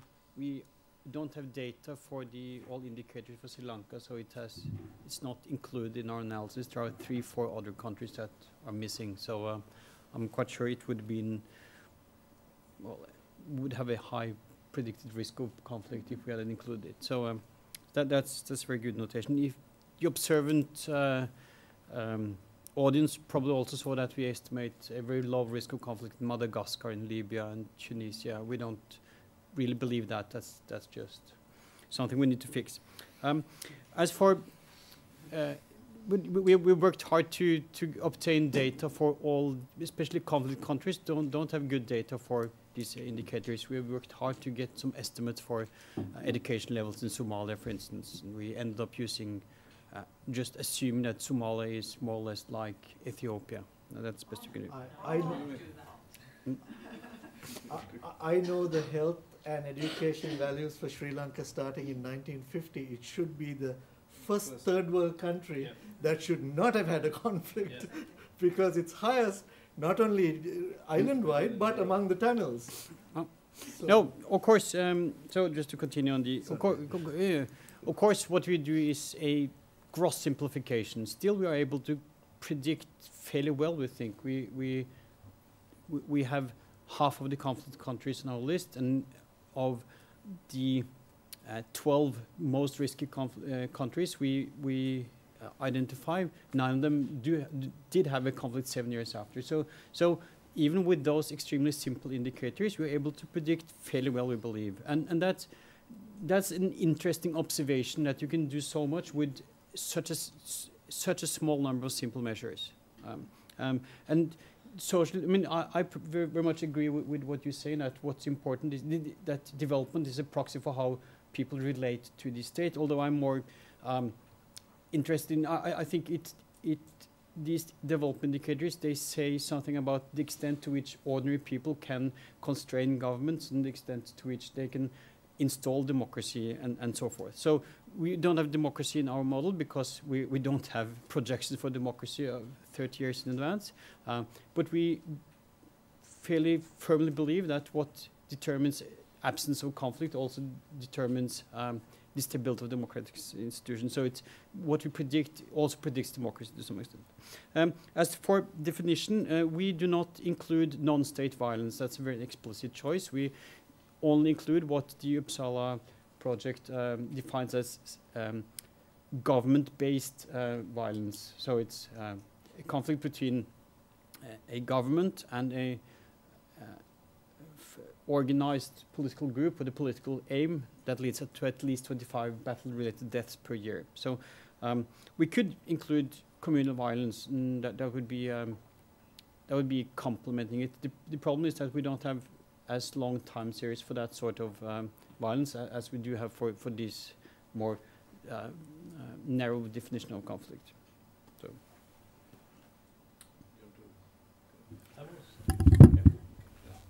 Oops, sorry. First of all, I would think that leaving the non-state actors from the paradigm of conflict narrows down our understanding of conflict considerably, because non-state actors have become extremely important and very pertinent part of any conflicts in any country or region. To the chairman, I would have a sort of a self-doubt in terms of the concept that democracies don't go to war. In speaking about South Asia, Sri Lanka is one of the functional examples of democracy in South Asia, but it has had a very long and a protracted internal conflict or a civil war. The only time in the recent past when India and Pakistan was very near conflict during the Kargil crisis, both the countries had elected democracies. So sometimes we probably may not be able to apply the same concept on a broad brush basis in certain regions. What I was talking about was really within a country. Democracy does not absolve you from the crime or the right to go to war with somebody else. But I was talking about the safety valves within the country of the state and perhaps political opposition, non-state actors. That gives an opportunity for resolution rather than anything else. But you do have, as you pointed out, non-state actors like the Taliban, non-state actors like this group which came into Bombay. That is, suppose that happened in New York, or God forbid anywhere here. How would states react to it? I mean, and would that be a provocation for, I was hoping to, that's why I mentioned that point earlier, is that the way things are going to be in the future? Is this something worth thinking about? Because it could well be something that we'll see a replay of some months down the road somewhere else. Yeah, I started with the point that violence is really, really quite cheap to do. You saw the picture of the bombing of the hotel in Islamabad. I mean, that was just one truck bomb, right? If people wanted to kill each other in mass numbers, we would be seeing truck bombs which are like high school level technology, like the one in Oklahoma City. We would be seeing it in every crowded place, in every poor country where people are in fact packed together like sardines, right? The answer is that a few people do it for strategic objectives. And it is how you isolate and cauterize that matters, right? So we talk about post-conflict reconstruction. I think security is right. I don't want to sound very Hobbesian, but bringing about security is what allows people to trust each other, particularly in poor, war-decimated countries where you have a lack of information. So it's information poverty. Think of it like this. Why do people vote? The scheduled classes in India vote for movie stars who own property in Beverly Hills, thinking that their lives are going to be better, and thinking that the message of the movie star is actually in their interest. In reality, they do exactly the opposite of what's in the interest of the poor people. Is it because they're irrational? No. Is it because they have a lack of information about their choices? Yes. Most of them are ignorant and poor. Imagine if September 11th happened and we didn't know it was the Al-Qaeda who did it, but they were a bunch of white men, young white men. You would have had chaos in New York. You would have had American laws changing overnight to fight terrorism. But in an information-rich environment, you're able to allay the fears of people who do not behave or have to behave as if they were in a herd, right? So the way in which people vote in the West are reasoned. They're reasoned because it's information-rich. In poor countries, my thug is better than the other person's thug. Why? Because I live in an information-poor environment. And once we get rid of that problem, including good governance mechanisms in India, I don't think we will see riots. If I may just add a little bit, returning to your issue of expanding the scope of conflict, I think you are very right on when it comes to widening our horizon and not focusing only on these conventional or old-fashioned civil and interstate wars. And within the context of climate change, I think it is important to look at other forms of conflict, including communal violence, be they between Hindus and Muslims or between other groups. And also, I think it's useful to look also at other forms of insecurity that does not necessarily escalate to the level of violence defined by Uppsala, such as food security, energy security, and these other forms of insecurity.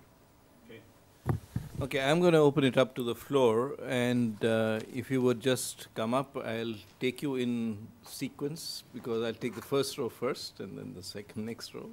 Come up, Imtiaz, introduce yourselves. Imtiaz, I'm from Dhaka University. And indicate who you're addressing. Well, all the names are Greek to me except for Zaman's name. But anyway, I can point out. On the issue of the predicting armed conflict, I was getting this sense that you're more interested in conflict within and not of the states which reproduce conflicts without. The United States would be a good example. Now, can we predict which would be the next target for the United States? Now, with Obama, probably it's more simplistic in the sense that here is a person with more visionary and all, but suppose you had Bush for another 4 years or someone like Bush, then what happens? Because, because even Iraq, it was quite of a construction in the sense that there were no mass weapons, but then you still had Iraq War. So I was more interested in how you do that, and it's a democratic state. It has all the principles, and it does not follow the mortality rate and all. Everything is good, but then it goes out and starts a war, and you can go on and on with X number of examples. With Mr. Zaman's, I was thinking that given that you have touched South Asia and on the issue of democracy, but then what democracy are we talking about? Even Sri Lankan democracy, yes, it has a democracy, but it's more electoral principles maybe. But I'm sure the Tamils would always argue that the Sinhalese democracy was never a democracy. Even with the defeat of Tamil Tigers, I think the issue that for the Tamils is that it was not democracy in that sense. They did not have the options. If you look at the Sinhala language of Sinhala, the Buddhist, all those things, you can get to an argument where it did not really have democracy. Now, in the case of Bangladesh, also the issue of political parties not having democracy within. So it really doesn't matter who has come to power this time, but I'm sure you're familiar with this argument that there's only one person deciding everything. And then I'm sure also in the case of India, some of the parties, you do have what we call familiocracy. And so if you have a familiocracy, or we also have a mastanocracy, and if you have all those things, then where is a democracy? The third one, the last speaker, in fact, I talked about climate change and lack of. Well, I think I could give a better example coming from Bangladesh. During the big floods, we have small floods and big floods, and the big floods are really big floods. And we have found that during big floods, the crime rate goes down. And there is this resilience through collective suffering. And it's very difficult to explain, in fact, because the doors are open, in fact. Everything, one can come and just take away things, in fact. Even when the flood was in what is known as the high area in Dhaka, most of the people went to stay in hotels, in fact, and kept the house open, but there was no looting or anything like that. So you have a different scenario altogether during flood, particularly when you have so much water. You have probably you think of the divine more than anything else. But then the sense of humor also doesn't go, and I can also say that because even in the high flood, I found myself people with all the fun and with all the jokes and the sense of humor. It goes really high up, in fact, and that's also something that it's very difficult to see from outside. Whereas a 1 minute blackout in New York could be terrible. So that's the other part. Thank you. Thank you. My name is Toiko Kleppe, and I'm from the Norwegian umbrella organization Focus, Forum for Women and Development. I had two brief questions. First of all, to the whole panel, I wanted to ask you about the gender dimension when it comes to conflict. You mentioned the issue what if 9/11 had been a bunch of young white males, and we come back to the issue that they are often males when we talk about conflict. But it's a very big question, and I know it's difficult to answer. So I wonder about gender relations, and gender-based violence has been mentioned as a possible early warning system, or at least be included in as a early warning dimension, so to say. So I wondered also in relation to Professor Heger's data, if it would be possible to include that, and what the other panelists have to comment on that. And then the second issue, like you yourself pointed out, Professor Heger, the political dimension of your data is soaringly missing, but I do understand it's difficult to integrate. However, which has been pointed out, democracy raises the level, so to say, or the cost of conflict, as Professor De Souza mentioned. But what about democratization processes, which has been pointed out that is actually it increases the risk of conflict, while as authority or stable democracies do not. How do you take that into account when you predict conflicts? Thank you. Yeah, we take these because we'll take your question later, because Imtiaz, as usual, asked 3 questions, and you have 1. So we'll take a question in the next round. Right. I don't think I would like to speculate much on who will be the US next target, but the only thing I would like to note is that the majority of countries in which the US has intervened has been poor countries, and many of them has been connected to political instability of that precise sort that we are trying to predict. So Afghanistan, for instance, has been in civil war for 30 years, and the intervention clearly has something to do with that. So I guess there is something we can infer from these predictions also for interstate conflict. As for gender dimension, that's a bit difficult too. Two things to note. One is that females has been shown to be the non-battle related deaths are more prevalent among females than among males. So females clearly suffer from civil war. So preventing of civil war is certainly a thing which is good for women. But the perpetrators are young males. That's very certain. There's very few exceptions to that. Nothing which I think, but that's a bit more speculative, is that if we were to predict equality of genders, that we would use some of the same indicators that we're using here. So education, absence, or social development. That's what makes individuals more independent of other persons and their governments, and that's also good for the gender. As for political dimension of conflict, we have a parallel project where we use the same methodology to predict democratization, and I think this is a very good observation that democracy leads to peace, but democratizations lead to conflict, and also the going back and forth between democracy and reversals to non-democracy is very often conflict-related. And in another project, we show that rich democracies are able to avoid conflict, but poor democracies are not particularly good at avoiding conflicts. On the other hand, half-rich non-democracies are not good at avoiding conflict either, because they are faced with such a strong pressure for democratization. So what we want to do, but that's a long step in our project, is to model both these political changes and conflict simultaneously, because I think that's a very promising way to proceed. So that's something we're working on. Yeah, good questions, all of them. So thank you. I just don't think it's really democracy as in electoral democracy. You mentioned people feeling discriminated or whatever. And ultimately, those stories of grievances are really, part of the story. In my district in northern Norway, in mid-Norway, until the 1960s, mid-1960s, the indigenous people were being castrated because they were seen as as bad for the gene pool. And so if there was conflict in Norway today, we can go back just about in the cleanest democracy and find any instance in which we would think that people should have a reason to be angry. And so to me, that's exactly what I'm saying. Conflict is not the public good producing behavior. In fact, it's the private gain generating behavior.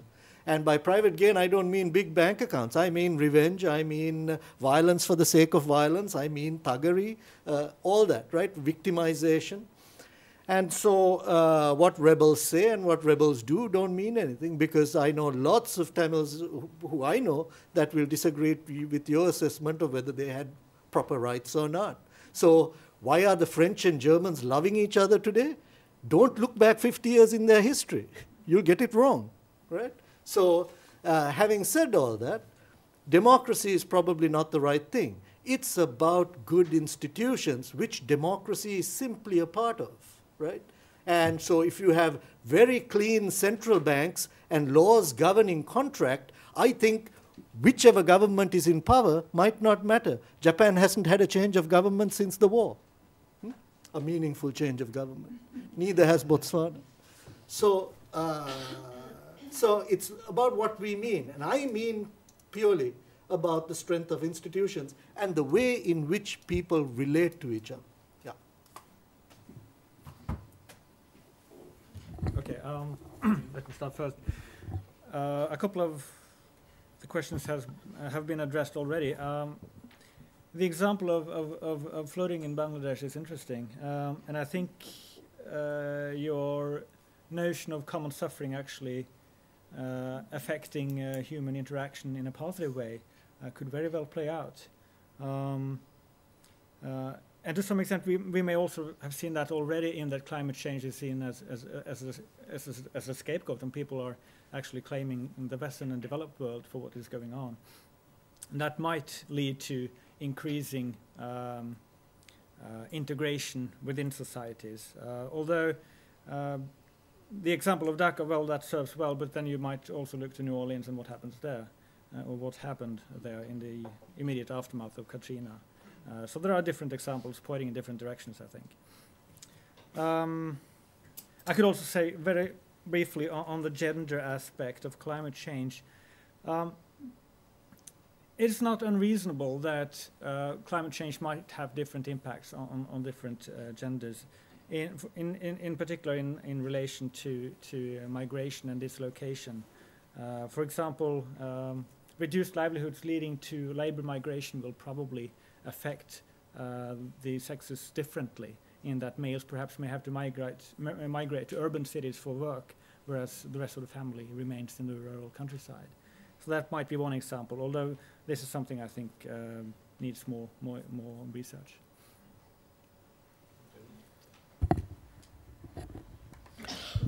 Well, I could agree with Professor Imtiaz's statement about the democracy in many of the countries in South Asia, and that is why some of the democracies have not had the safety kind of valve in preventing the conflict that is raging there.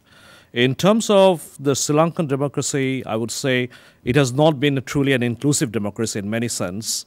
Therefore, it has not had that kind of an effect in preventing conflict or reducing conflict. In terms of the other democracies in South Asia, many of which are fairly dysfunctional in nature, but we go through the motion of the electoral process every 5 years without having the kind of the democratic internal or external process that should truly be in a democracy. Maybe in South Asia, some of the democracies would be Fareed Zakaria's illiberal democracy or Lee Kuan Yew's concept of adopted democracy, but that is something we have to do with for the moment. In the case of gender in conflict, I think we have looked at a very narrow angle of the victimization of gender in conflict.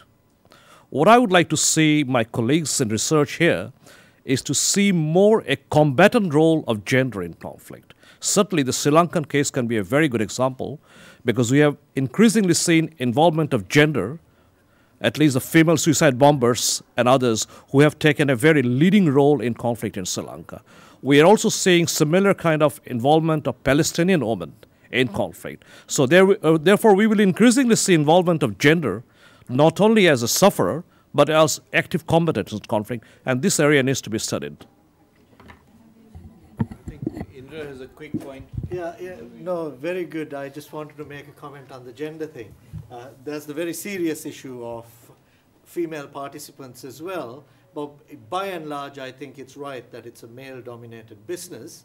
But from the other side, there's a lot of research showing that if females were more inclusive in decision-making institutions and processes, it reduces particular extreme forms of outcomes that might happen. I don't know if Sri Lanka or Bangladesh are good examples of this, because we've had plenty of women leaders. Most of them have been disasters. So, so nothing against women, I love them, but...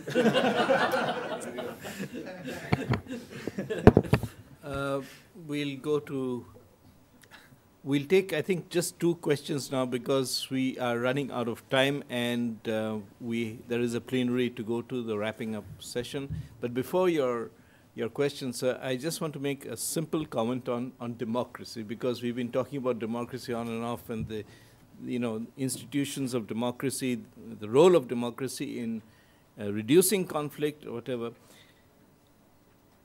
India is just going through a major general election. The last phase is on the 13th. Tomorrow is the last phase. On the 16th, we'll have a new government. But what most people do not understand, or may not realize, is that there are 3 million elected people in the country at the village level. It is an enormous asset. Now, all of them don't work very well. But even if 10% of that do, it is a tremendous strength in any society. Your question, sir. 2 questions to Mr. Just introduce yourself. Yes, my name is Xu Jing from Chinese Academy of Social Sciences. 2 questions to Mr. Major General. The first is, what's the strategy for your country to live with the 2 giants, China and India? The second is, do you think it is a good thing or bad thing for India and Pakistan to get their nuclear bombs? I mean, is it good or bad things for this stability of South Asia? Sometimes I think probably it's not a bad thing, because conventional war will not happen between the 2 states in the future. That's all. Any other questions? Yeah, you're the last one.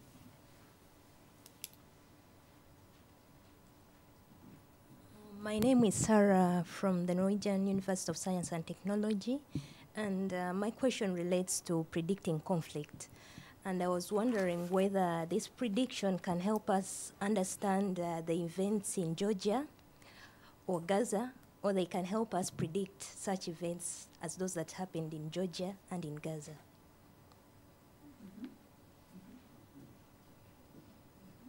Okay. Who wants to take that on? We'll go. Yeah, the future, the prediction, the prediction man. This is all public information, not a year down the line. I'll be very brief on this. Whether both the conflicts in Chechnya and Georgia and in Gaza are they are kind of anomalies in our data set. And I guess we were discussing this in the previous panel, that what's very important for, well, I would think that without the without U.S. support to Israel, the conflict in the Middle East would have looked very different. So, so of course, the absence of any superpower involvement in the model we are using creates that sort of anomalies. So, so the answer is no, we don't predict that sort of conflicts very well. So what we can learn from this still is that that the non-predictions that the conflicts that we have failed to predict can help us in constructing these more theoretical models of what determines conflict.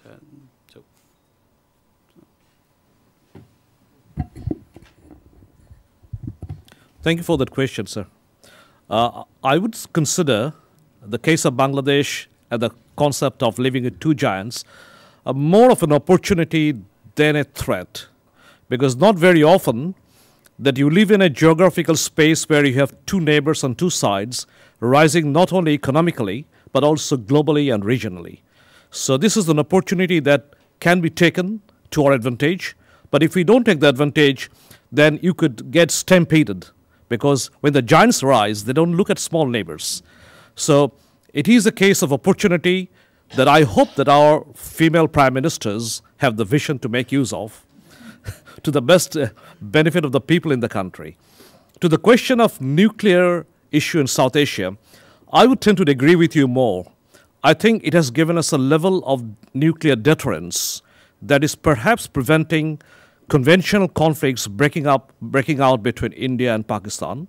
But then we have the fear that the hawks in one country might take an advantage at one time and perhaps go beyond a level, because we don't have effective CBM mechanisms between the two countries. So that is a real worry in case of the nuclearization aspect of South Asia. I think we'll have to close it here. While I am in general agreement with the general, I do